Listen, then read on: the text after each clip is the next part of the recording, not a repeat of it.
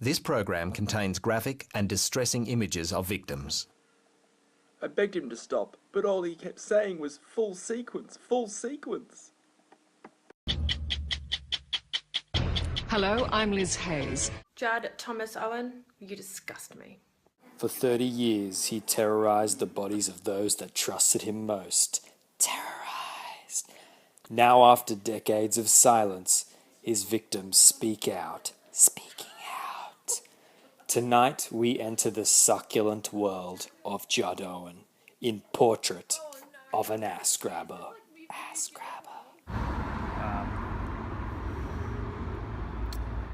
Yeah, I knew Judd.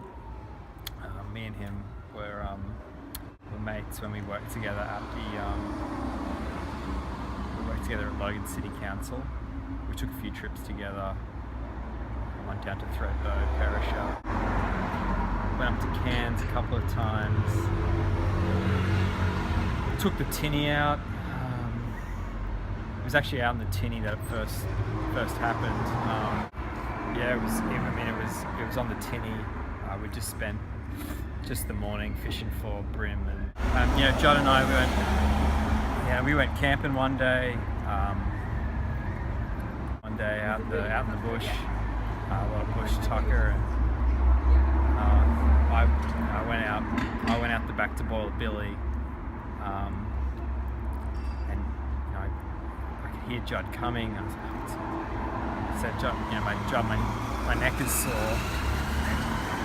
Next thing I know, he's got his hands all over my neck and shoulders.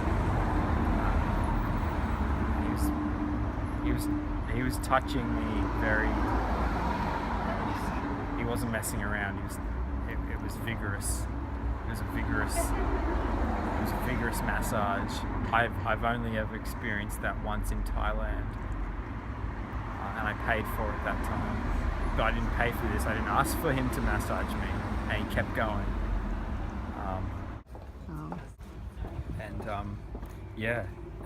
After that first time, he obviously enjoyed it, because every time he saw me, he touched my neck and shoulders. Sometimes he'd give me a full upper body massage, which is so he gave me a full upper body massage, which, if you don't know, is it starts from the belly button.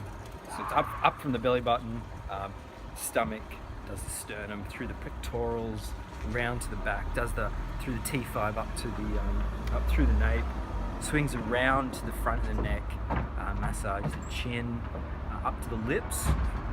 He'll do the lips, to the tongue. He'll massage the tongue, up to the nose, swings around to both ears, back of the head, back of the top of the head, swings down to the eyes and massages the eyelids. And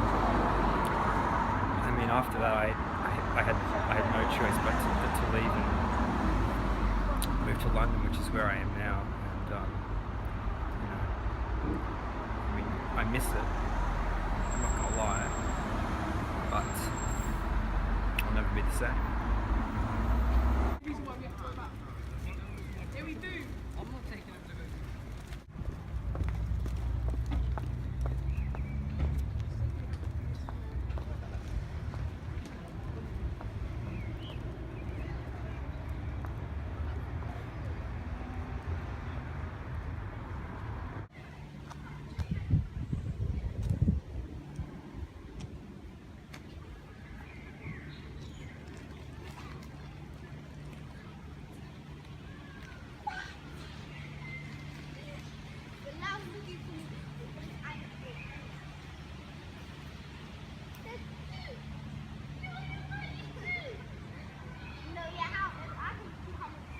Hi Rosie, can you please show me using the cat exactly how Judd Owen touched you?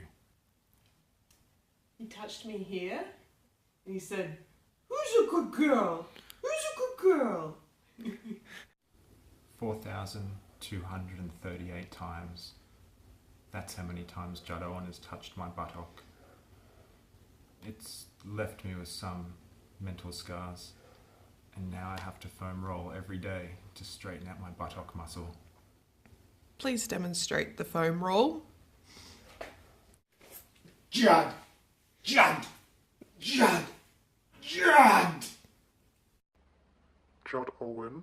ruined my life. I had to move. I had to change my identity. I can't speak to my family and friends anymore, at risk of him finding me and coming after me. He's an evil man, and that chapter of my life is over, and I don't ever want to see that person again. I don't want to see him. I don't want him anywhere near me. He's ruined everything. Yeah, Judd had always been a fairly hands-on kind of guy, a little bit gropey maybe, and he used to offer to crack my back sometimes. At the time, I was okay with it. I kind of thought, Alicia's here, I've got a sore back, he's probably doing it as a favour for me. Turns out it was more or less for him. When I look back at it now, I think I was a bit naive, maybe. I probably shouldn't have let him touch me like that. But I think sometimes when you're in the situation, you don't realise. So looking back, I do blame myself. So when I was walking through the park in London that day,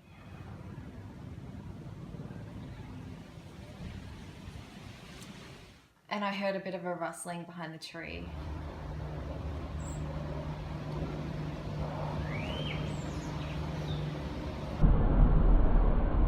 I thought, no, Sonia, it's not Judd. He's not in this country. We've moved. He's not in London.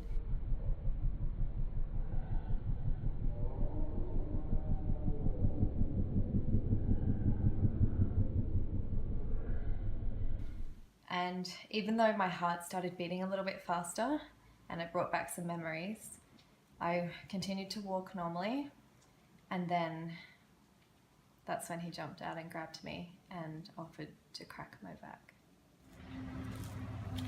Crack your back, me lord! Please, Judd, not again. Alicia's my friend. I want to kiss you right on the lips.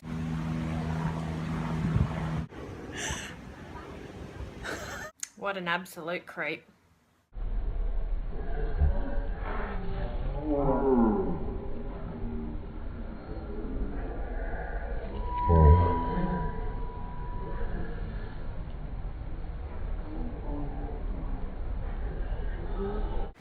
I knew I couldn't be the only one. Judd Owen's hands had been everywhere. He even gave himself this sick nickname, Jugs. So I started this support group, the Judd Owen Survivors Group. I mean, reliving the memories, it's painful, but talking about it to other people who have survived the same thing, it does help. So I'd like to introduce you to our newest member of the group, Mark. Mark, you've got the safety pillow. Please tell us your story. They say you can tell a lot about a man by his hands. And as you will all know, Judd's hands are very agile and his palms are firm and unforgiving. I've been touched by Judd, not with physical skin and bone, but the fluid from his body. One day as I lay on my back doing bench press, he leaned over me in his usual power stance, his crotch confidently swaying inches above my face. As I began to lift the bar, a warm droplet of sweat trickled down his coarse beard and into my eyeball, at which point he let out a sickening laugh. I had been deflowered without a single hand being laid upon me, and this is why I'm here today. Mark, that sounds horrific. Nah, Judd Owen's actually a sexual predator, and I would have big problems wearing yoga pants around him anytime. No, he's definitely not some sort of a really nice guy. I mean, I once even saw him giving sex to a blind kid in the street. Yeah, you know, he's just got a real big that he likes to share with people. Now I'm gonna grab me something sweet.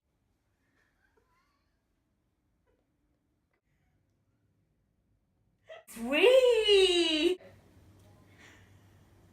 Sweet. No, Mr. Owen. keep that right up, I'll scream so loud the whole country will hear. I'm actually embarrassed to call you my brother.